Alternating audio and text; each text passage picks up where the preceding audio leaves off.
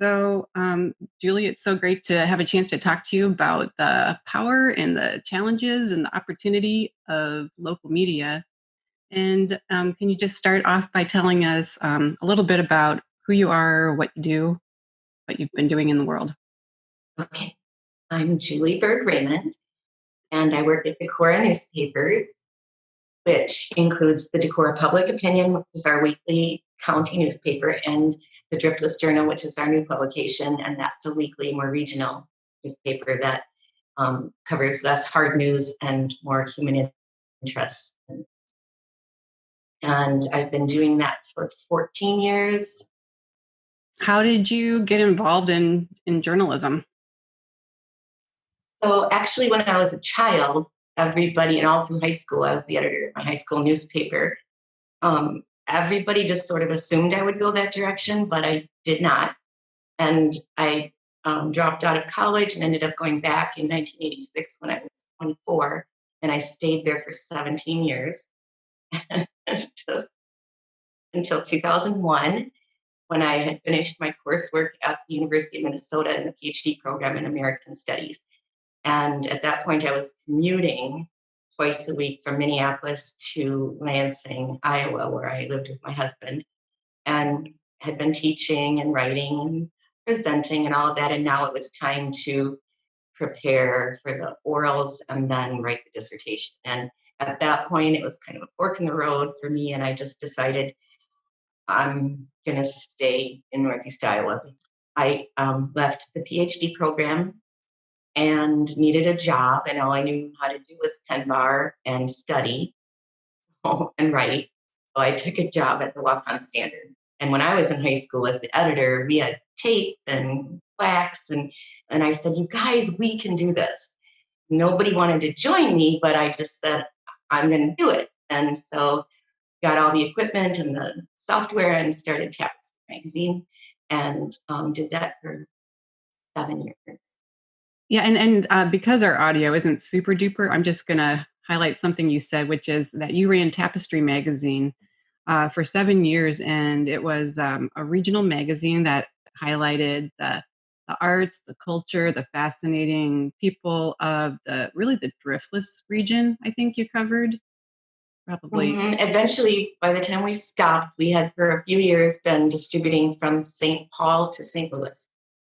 So Mississippi River Valley was really how I thought of I grew up loving jazz and blues. My father loved them, loving, great actors and performers. And I thought, I eventually came to think this is not a good way to appreciate these incredible contributions to the world I live in and to my country if I don't understand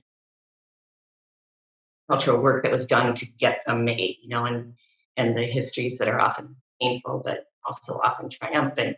What is your philosophy when you're covering news of social change?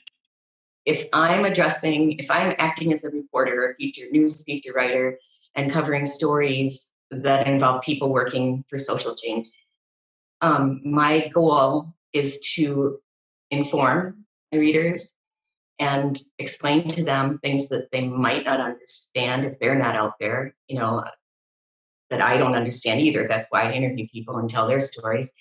And so in the case of, let's say, Black Lives Matter movement and racial justice in this country, I think that a lot of people, especially mostly white people, haven't really thought about what this is all about. Why are these people marching? What is going on in Portland? What's going on in Seattle?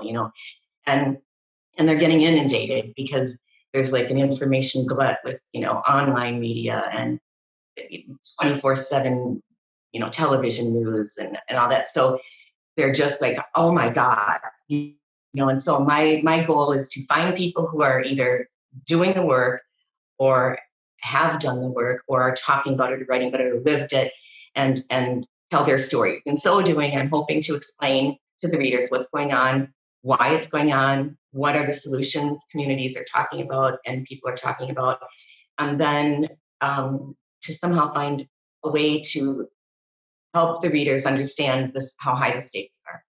And again, it could be talking about the LGBTQ movement, the, trans justice, climate change. I'm talking about racial justice in this country, and that's my focus. So to when I did this story in Minneapolis, when George Floyd was murdered in Minneapolis, I knew right away I was going up.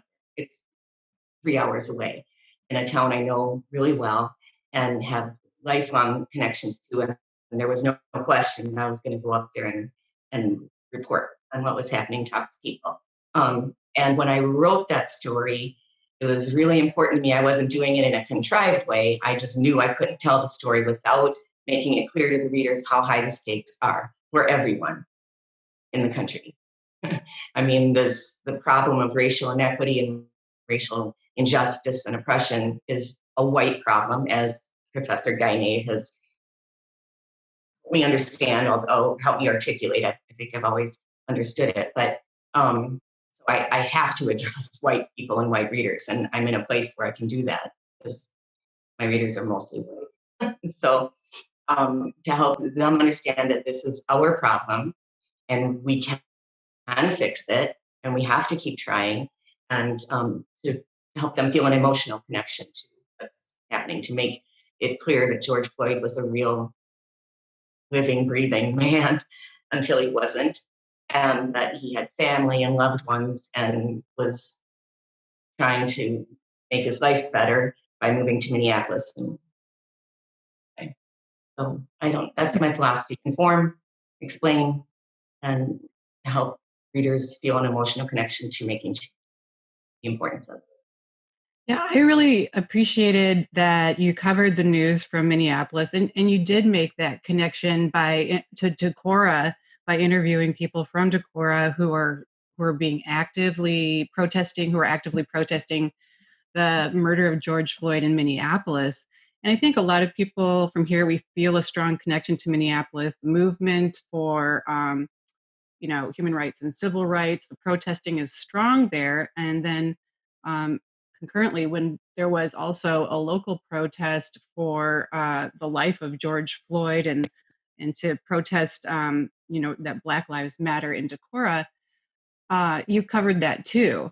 And for me, seeing both of those stories sort of on opposite pages of the same newspaper really helped connect us to the larger world. So, there was a pretty decent turnout in Decorah. There might have been 300 people, I heard. Yeah, that's very decent size. Especially since, wasn't it sort of put together in just a couple days? I believe we gave everybody about a 2-day notice, and mostly through a listserv of people who are already active in issues of civil rights, human rights. So it just felt really great to see it covered so thoroughly in the paper and to talk about it and to help share like the story and the language. And like you say, you really help. What were your 3 points? You clarify, simplify. No, what do you do? Inform in case somebody, didn't understand it and hadn't taken the time or was too confused to just wade through all the information. Help clarify some of the possible solutions that people are talking about. I wish I'd been on the panel that picked the title "Defund the Police," but I understand what the prefix D means. I guess most Americans don't. It doesn't mean unfund, but anyway, and to help people feel an emotional connection to what they're reading. That's not an easy thing to do without editorializing, but in the George Floyd story in Minneapolis, it wasn't hard to do at all. Being there, just witnessing, bearing witnesses.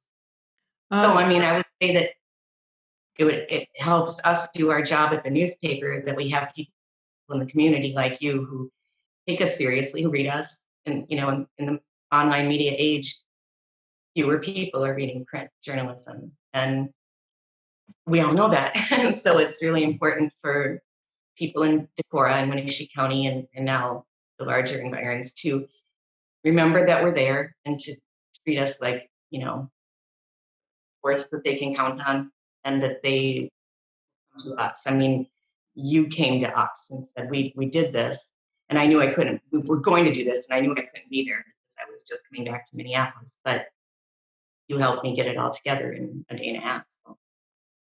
So you're saying that local newspapers are appreciative if interesting things are happening and people like me write a press release so that you can form it into something that works for the paper. That is helpful because we're on a small staff. I'll be honest. It's a really small staff right now. And we have to cover news, hard news. We have to cover government because if you don't, you're not a newspaper. And democracy requires, actual trained professional journalists who go to the meeting, pay attention, take careful notes, follow up, and talk to the principals involved and be thorough and accurate in their reporting. And we do that, newspapers do that so that every citizen doesn't have to be there, hold, their elected officials accountable, their eye on them, basically. So that's what newspapers do. So we have to have people doing that. We have Lissa Blake, we also have to cover stories that people want us to cover, events they're holding, fundraisers they're holding. But when it comes to the stories I would really love to write, to keep writing, to write more of, about the signal issues of our time, it helps to have community members who are doing that work. What's the role of local newspapers in democracy? Well, part of it is what I just said. In my opinion, as somebody who grew up loving newspapers, I think the first job of a newspaper is to cover government, boards, schools. I do because nobody else does. And especially in a small community, at the local level, the local newspaper has to do that. And I'm so proud of newspapers because that's not what I write, and I don't want to. But I've worked with people at this newspaper who are just excellent. They could stand up against any daily in the country. I mean, daily newspaper in the country. Sarah Strandberg is one of the best I've ever read. Here anymore, but Lissa Blake is also excellent. And so that's the first. And then I guess, part of living in a democracy and being a citizen is being involved in the process. And so whether it's people marching on Water Street or holding a Pride festival or working to get Pride flags hung, or holding a potluck for a church, that's all democracy. And we are committed to covering that to whatever extent is absolutely humanly possible. For me, it would help me to hear more from people that are doing things in social justice efforts. Especially with racial justice. But I can't solely write that either. But I should say, we're moving into the podcast sphere at the Driftless Journal. And so that's right now, I don't know how closely you read the Driftless, but right now we're in our Driftless Journeys series. It's sort of a series about the trails and getting outdoors and exploring the natural world around us, get out of our houses. And,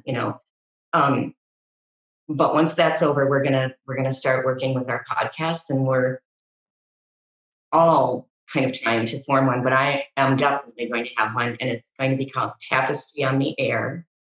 And I'm going to expand my coverage area as much as I possibly can, as much as my Flemish will allow me to. So if I go up to Minneapolis, which I might very well, I'll be interviewing people and seeking them out. I'm not just sitting here waiting for everyone to come to me. That's what I know I sounded like. But there's only so much of that I can do just in print, because I have to cover things that are going on in our readership area. But with the podcast, I'll be out there seeking out people and expert activities. I'm very excited to hear Tapestry on Air, and I assume you'll send me a link on where to find it so I can share it with everybody that's listening. As soon as I learn what a podcast is and get this going. Is this thing on? Okay, yeah, I'm not really great with technology yet, but we have people here who are going to teach me. Julie, I want to thank you so much for just chatting with us about the role of local media, how you make it work, the kind of things that you look for. So I hear a call out to people who are working, especially in social change and social justice, to um, write their own press releases, send them to Julie, and Julie will help it Just become call me. a Oh, just story. call me. Just Either call her. way, yeah, press releases are great, but just calling me too. And I can write the press release. So thank you so much for asking me to. It's our pleasure. Thank you so much.